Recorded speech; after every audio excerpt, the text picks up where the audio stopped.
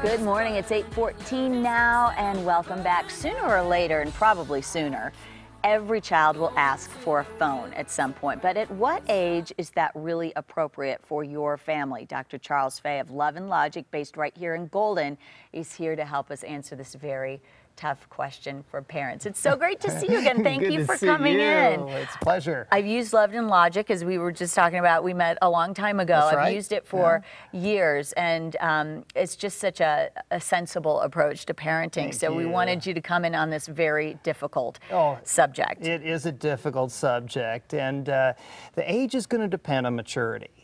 But we can start with saying that I really don't think a kid any younger than, say, 13 years of age really needs to be doing this. There needs to be a separation. There needs to be something to look forward to, right? And if you don't have any limits over it, there's nothing to look forward to.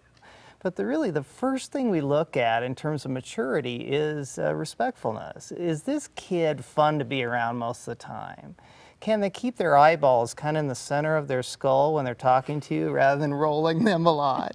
and that's an indication we can communicate that to the child. You know, when we see you being really fun to be around most of the time, because I'm not fun to be around sometimes, so we get a little slack there.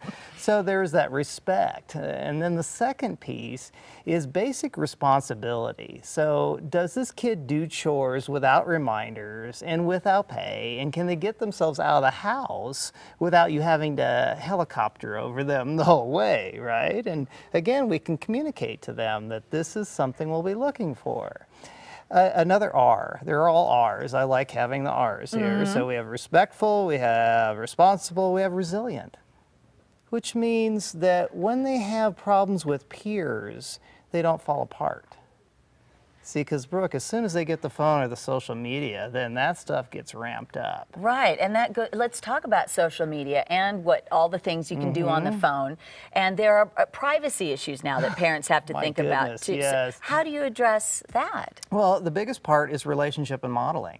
I want to have a great relationship with my kids where I don't fly off the handle when they make mistakes, so they'll come to me and ask me for advice, right?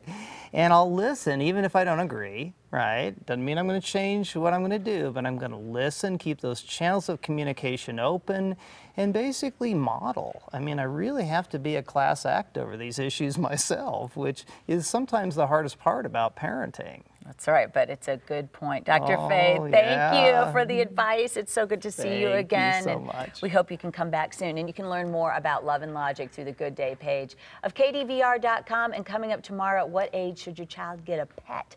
We're answering your questions tomorrow morning. Hi, Jen.